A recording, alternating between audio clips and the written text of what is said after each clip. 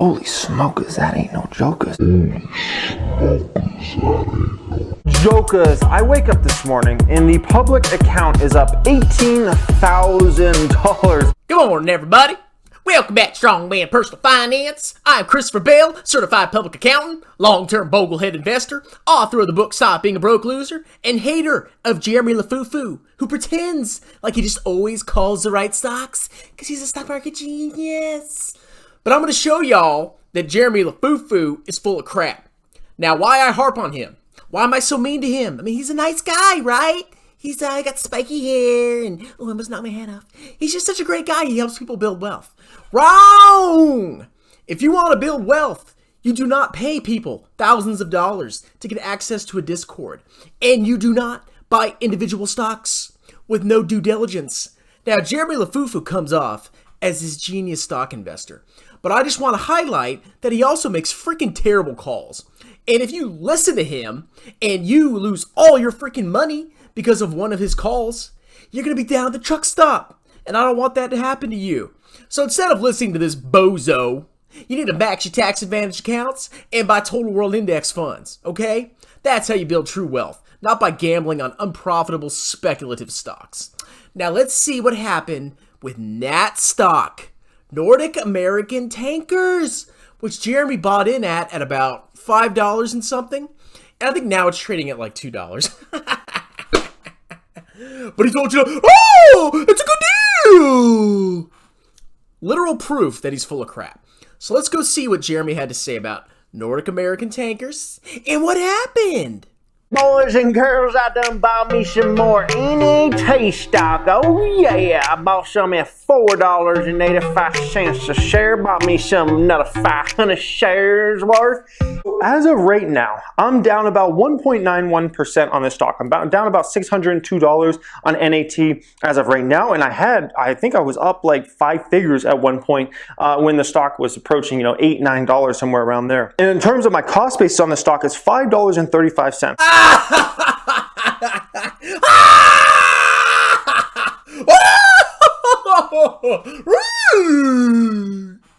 So, Jeremy's cost basis was $5.35.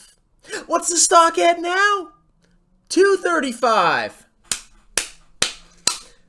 That stonks right there, ladies and gentlemen. You buy at $5.35 and you sell at $2.35. Let's see what his hot profits are. Let's see his percentage. And you know Jeremy. Oh, I'm a genius. 535. Oops, sorry. 235 minus 535 divided by 535. Negative 56%. What a freaking loser. And this is the guy that you pay thousands of dollars to get on his freaking Discord. Come on. You would have been much better off investing in an index fund. Look how high the S&P is over the last year or two. That has massively outperformed this garbage stock. You think Jeremy's a genius? He's not. I mean, he pretty much bought in like at the peak. I think there was a short squeeze or something maybe a year ago.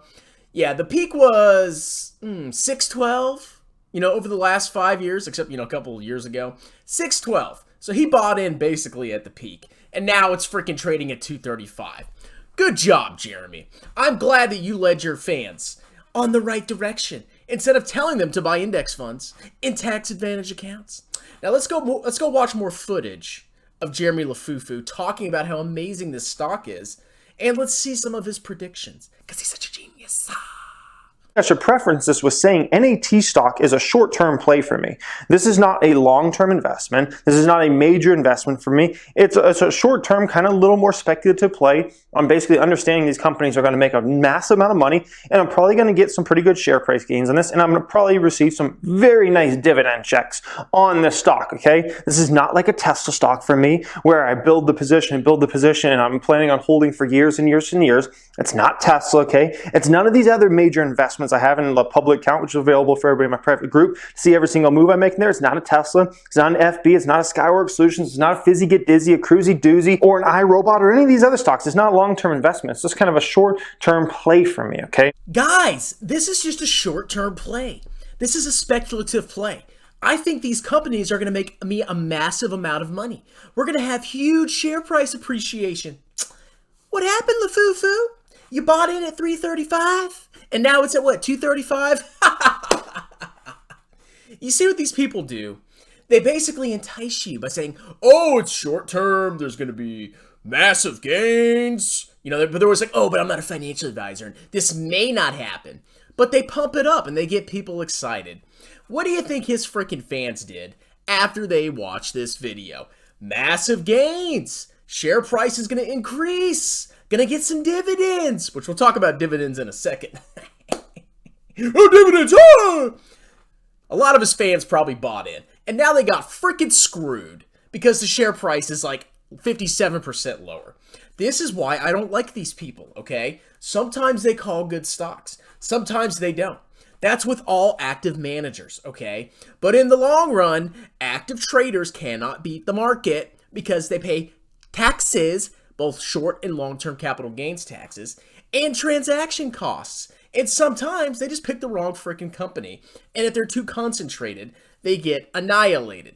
That's why it's better to buy an index fund, especially in a tax advantage account.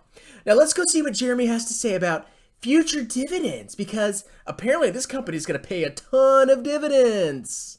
Huge dividends are coming. The next couple quarters, the dividend amounts are going to be insane. Now, something important to remember is whenever those dividends are paid out on the payable day, the stock price generally moves down that same exact amount that same day, okay? Something to keep in mind, but of course, if there's buying pressure, if let's say, it goes down a bunch, there could be buying pressure, people saying they want to get in the stock for the future dividends at that point. And, obviously, if you're playing this one for dividends and things like that, the real dividends are coming over the next few quarters. This dividend that's about to be paid out in a week or so, that's little dividend money. The big ones are coming over the next few quarters, okay? Huge dividends are coming. They're going to be huge. Huge. No! So Jeremy Lefufu claimed that huge dividends were coming. Well, let's look and see what happened. So I believe right around the time he made this video, the company was about to pay a 14-cent dividend. And Jeremy said, over the next couple quarters, maybe in the next year, there's going to be massive dividends. What happened, Jeremy Lefufu? There was one more dividend of 20 cents per share, so that did actually increase. And then the next quarter, 20 cents down to 4 cents, then down to 2 cents, 2 cents, and then 1 cent. Wow, Jeremy. What a great call on dividends. You are such a genius. 2020 is likely going to be the best year literally in NAT's history. And that goes for most oil tankers. This is going to likely be their best year in the history of these companies, okay? It's going to be the best year for these companies. So they did have a decent year. But Jeremy, I don't think you looked back far enough on your detailed analysis. So looking back at the stock, they made $354 million of revenue in 2020. But in 2016, they made $357 million. And then the year prior, they made $445 million. So 2020 was, in fact, not the best year in history. As a matter of fact, you were off by $100 million. You got your fans so excited about, oh my God, this stock's going to take off. And you were off by almost $100 million. Good job, Jeremy. Very good job. Now, also, for profitability, best year in history by far was 2015. You need to look back a little bit, Jeremy, okay? Stop making these claims. Stop getting people so excited because you're wrong. Management is optimistic about 2021. Also something to take into account. So if you were thinking about just playing this as strictly a short-term play, I don't think management would be optimistic about 2021 just for no reason, okay? Yeah, Jeremy, whatever management says, you just have to believe. I mean, if they're excited, you gotta be excited. I'm gonna start my own company. It's gonna be Strongman LLC, or maybe S Corp, or I have to be a C Corp actually, so I can raise money. And I'm gonna say, I am optimistic about my success. I'm not actually gonna do anything. I'm not gonna do any business, nothing. But I'm gonna be optimistic, and I'm gonna have all these shareholders give me their money because I'm optimistic. I mean, will you invest in me, Jeremy? I'm optimistic about the future. Okay? That's all that matters. Jesus Christ. So freaking wrong. So wrong. Sick. Now, ladies and gentlemen, in conclusion, Jeremy, I challenge you to debate me on how your fans can actually build long-term wealth. If you agree to debate me, and we have a nice, legitimate, friendly debate, I will stop making videos attacking your garbage stock picks. I just want 1 hour, Jeremy. Let's have a discussion. Is it individual stock picking? Buying unprofitable companies? Or is it buying total world stock market index funds and tax advantage accounts? Which way is the true way to build wealth? Come on, Jeremy. Just one debate. You got time. You're rich. I know I'm a small YouTuber, but you know I'm right, boy. Yeah, you like that?